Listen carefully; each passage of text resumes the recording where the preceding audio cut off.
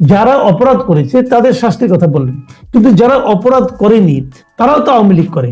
তারা যদি মনে করে যে আমরা তো অপরাধ করিনি, তাহলে আমাদের দোষটা কি? অপরাধটা করেছে আওয়ামী লীগের ব্যানারে থাকা সরকার। পুরো আওয়ামী লীগের জন্য আওয়ামী লীগকে আপনি নির্বাচন থেকে বঞ্চিত রাখতে পারেন না। যদি এমন প্রশ্ন কেউ করে, তাহলে সেটা কি নৈতিকতার বিচারে টিকবে না? রাইট। আপনি এখন আসেন, আমি তো লয়ার মানুষ, আর আপনি লয়ার না হইলেও অনেক কিছু বোঝেন।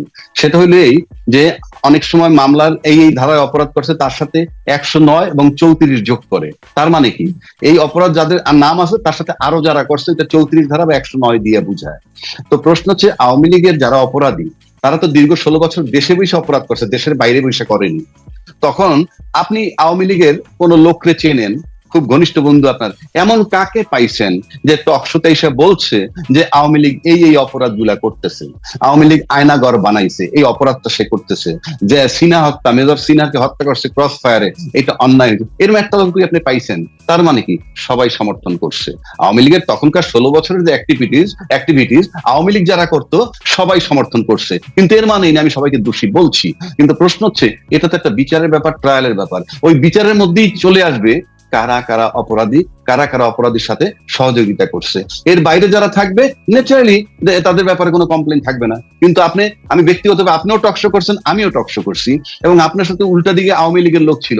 আপনি জিন্দিগিতে শুনতেন কেউ এসে বলছে যে আমাদের সরকার এই যে আয়না ঘরে আটকে রাখছে, কি বলে যে ব্রিগেডিয়ার আজমি এটা অপরাধ, মেজর সিনহাকে হত্যা করছে, এটা খুব অন্যায় হয়েছে, ক্রস ফায়ার দিয়েছে, বলছে? বলেনি। সুতরাং total Awami League was supported by the Awami people. সুতরাং আপনি ইন জেনারেল বলতে পারবেন না কারা নির্দোষ কারা দোষী নয়। It's a question of judgment. তো ওই হিসাব করতে গেলে আপনাকে জাজমেন্ট পর্যন্ত অপেক্ষা করতে হবে। যারা অপরাধী হবে, কনভিক্টেড হবে, তারা বাদে বাকিরা নির্দোষ। Very simple. না, এবার আমি আরেকটু তর্ক করি মানে সত্যটা বের করার জন্য আমি মনে করি তর্ক করার প্রয়োজন আছে। অবশ্যই আপনি যদি এটাকে কুতর্ক বলেন, তাও কুতর্কই ধরে নেন, তাও করি। রাইট। যেমন ধরেন অনেক আওয়ামী লীগ, আপনি দেখবেন আওয়ামী লীগ আমলে আওয়ামী লীগারদের হাতে কিন্তু আওয়ামী লীগাররা নির্যাতিত হয়েছে অনেক জায়গায়। আমি অনেক লোককে, হয়তো টকশোতে আমাকে বলেনি, কিন্তু ব্যক্তিগত ভাবে অনেক আওয়ামী লীগের লোকজন, সিনিয়র আওয়ামী লীগের লোকজন আমাদের কিন্তু বলেছেন যে হাসিনা যেভাবে দেশ চালাচ্ছে তারা তাতে হ্যাপি না। তারা দুর্নীতির ব্যাপারে প্রশ্ন করেছেন, কিন্তু তারা প্রকাশ্যে আসতে পারেননি। তাদেরকে আমি রিকোয়েস্ট করছি, আপনার সামনে এসে বলেন। ভাই সামনে এসে কি বলবো, আমি কার বিরুদ্ধে বলবো? কোন লোকে তো আমাকে থুতু দিবে, এবং আমার তো সেই ভয়েসটা নাই, কারণ আমি তো সেই ক্ষমতায় নাই। এখন এরকম লোকে কিন্তু আছে যারা নাকি তাদের এগুলো পছন্দ করতো না। তো সেরকম ভাবে আপনি যদি টোটালটা যদি আপনি বিচারের উপরে ছেড়ে দেন, তাহলে বিচার করতে করতে তো অনেক দিন লাগবে। ততদিন কি তাহলে আওয়ামী লীগ কোনো নির্বাচন অংশ নিতে পারবে না? এটা কিন্তু একটি দীর্ঘমেয়াদী ব্যাপার। সেক্ষেত্রে অনেক আওয়ামী লীগের আছে যারা নাকি ক্ষমতার সঙ্গে, ক্ষমতার শেয়ার ছিল না, ক্ষমতার অংশ তাদের ছিল না। আওয়ামী লীগের সংখ্যা তো অনেক। সেটাকে ধরেন আপনার, আমি যদি সেভাবে ধরি, ধরেন আপনার 10,000, 20,000, 1 লাখ লোকটা আমরা ধরতে পারি যা নাকি আওয়ামী লীগ সরকার দ্বারা 15 বছরে সরাসরি লাভবান হয়েছে।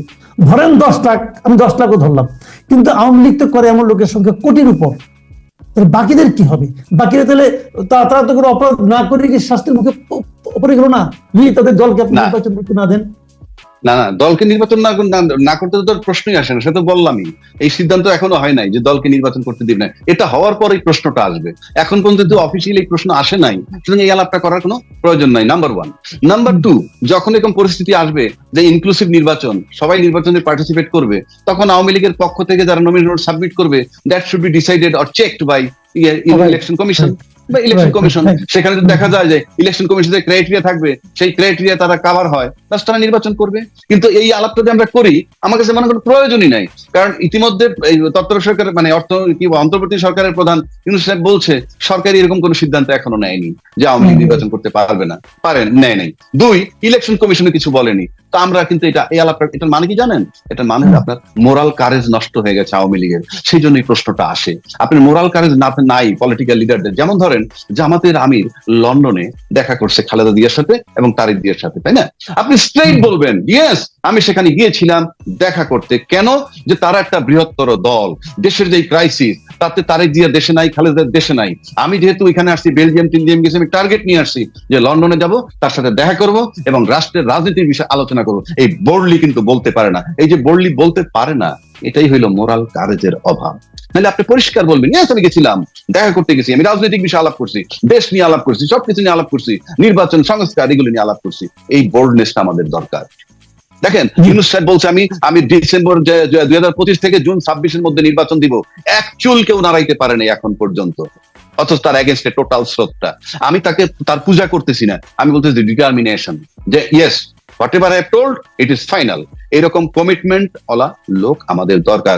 এর মানেই না ইউনূস সাহেব অনন্তকাল থাকুক। দিন শেষে আমি একটা গণতান্ত্রিক চেতনার মানুষ, আমি ইলেকশন চাই।